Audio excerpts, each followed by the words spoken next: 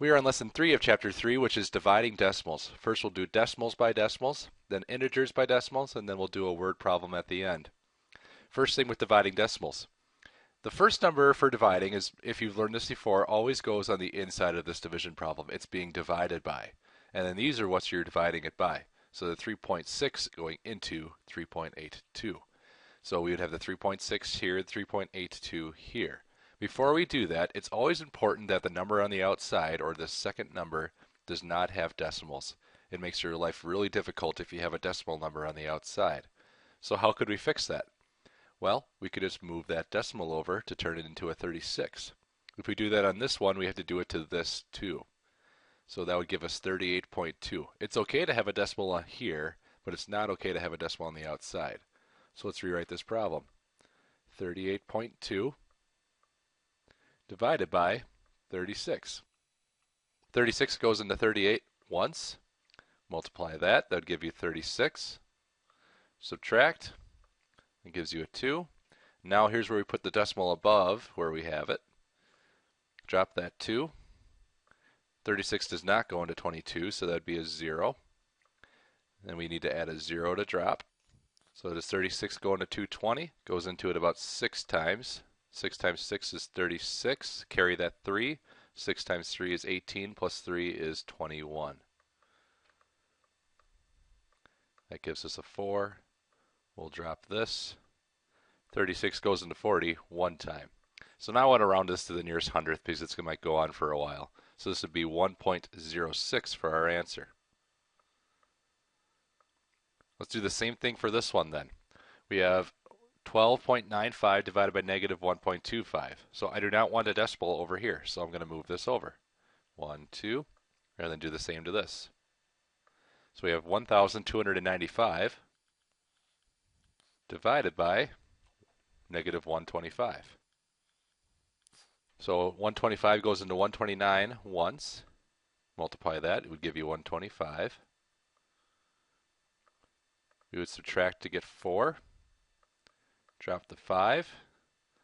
This does not go into 45, so I would add a 0. And since there's no decimal yet, this would go on the last whole number that we have, and then put the decimal above here. Then after that would become a 0, so we would drop that 0 down here. Negative 125 goes into 450 3 times. 3 times 5 is 15, carry the 1. 3 times 2 is 6, plus 1 is 7, and 3 times 1 would be 3. This would subtract to 450 minus 375 is 75. We can drop another 0, and I know from experience that 125 goes into 750 6 times. So this would be an exact decimal, 10.36. But since we're doing a positive by a negative, our answer would be negative 10.36. Now integers by decimals, so these whole numbers here being divided by decimals, or an integer, negative 12. We have 9 divided by 1.25. So I'm going to do the same thing where I move the decimal over. So now I have 125. And we could do the same thing for the 9. 9 doesn't have a decimal, so we add 1 here. Then we move it over twice. In the empty spaces go zeros. So 9 just got turned into 900. So we have 900 divided by 125. 125 goes into 900 7 times. 7 times 5 is 35. Carry the 3. 7 times 2 is 14, plus 3 is 17. 7, carry that 1. 7 times 1 is 7, plus 1 is 8.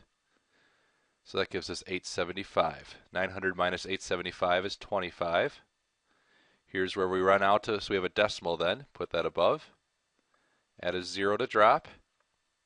And then 125 goes into 250 twice. So here's our answer, 7.2. They're both positive, so our answer is positive. We have negative 12 now divided by 1.6, so let's do that same thing. So that negative 12 moves that decimal over, which gives us now negative 120. So we'd have negative 120 divided by negative 16. And then we'll put our decimal right here after the 120, just so we don't forget this time.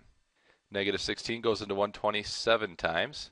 7 times 6 is 42.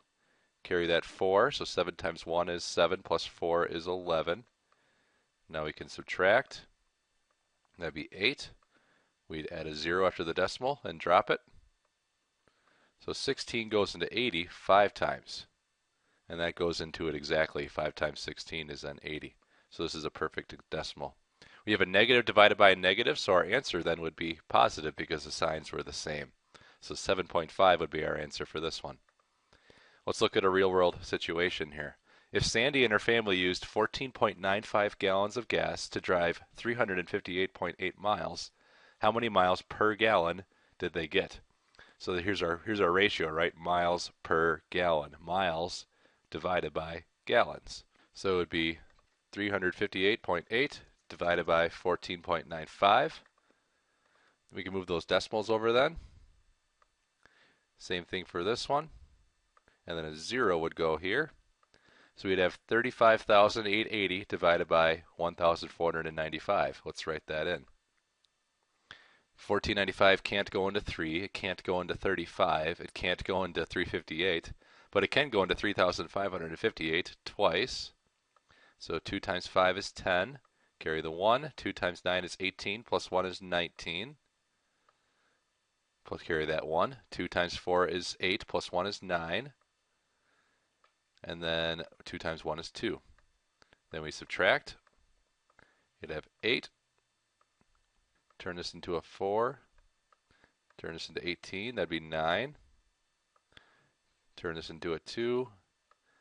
14 would be 5. And then, so it would be 598. Then we drop this 0. Does 1495 go into 5980? Who it does? How many times? Let's try 4.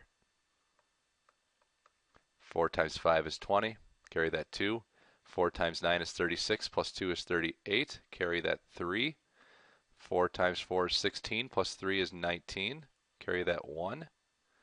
And then 4 times 1 is 4, plus that 1 is 5. So this fits perfectly. So this would be 0. So it would be 24 miles per gallon. That would be how we would write this. 24 miles per gallon.